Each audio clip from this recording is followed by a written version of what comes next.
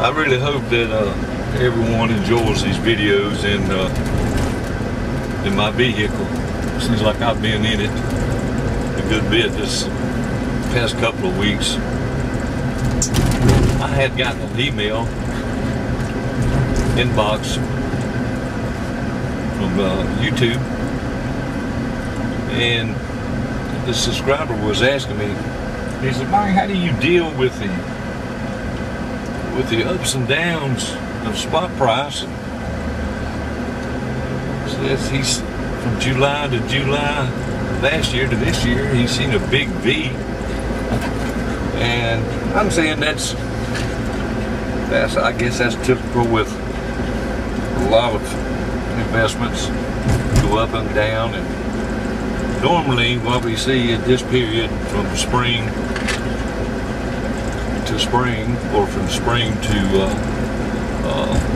later months in of the year, we go into what's normally called a 200-day moving average. And most of the time we'll see an overbuy go in the springtime, when silver will make a steady surge to a high dollar, and then begin coming down. And it'll go a little bit up, a little bit down throughout the summer months. Around fall, we'll start seeing maybe an increase. And I'm taking it that he was maybe sort of trying to deal with it in let's see, like, you know, maybe he's worried about the silver going way down. Well, don't worry, because if it goes way down, you should be very, very excited.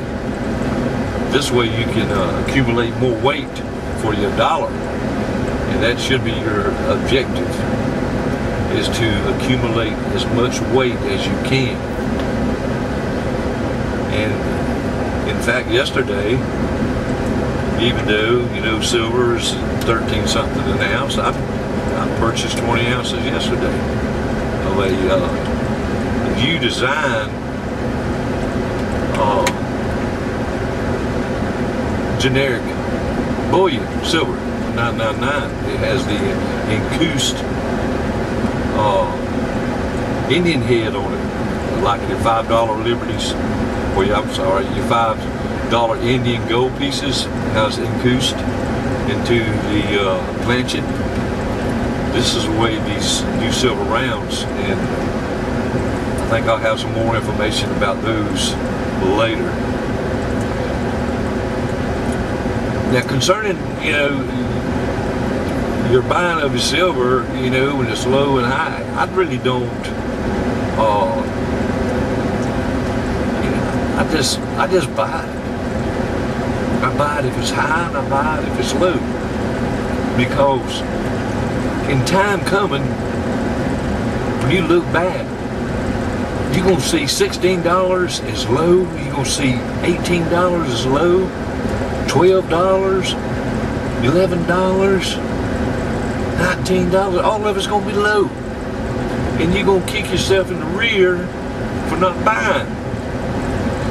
It seems like to me that maybe if you could go in the future for just a brief moment, when you come back, you'll be looking for every penny you can find, under your couches, under your carports, in the hallways, you know, looking in the washers and the dryers. You know, if you could go to the future just for a few minutes, you'd come back a different person. And until you make up your mind that until you understand, you don't have to make up your mind to understand that. You either understand it or you're not. Until you understand that you are getting silver now at its cheapest prices that you're going to be able to get it in the future. And not the long future, but, you know, maybe a year, maybe 2 years. But you're in for, you're in it for the long term. So don't be disappointed, or don't think that, look, this is getting too high for me to buy, because if you don't buy it now, do you think that you're really disciplined enough to put that money back and not touch it until you feel like the silver has hit a low that you want to buy?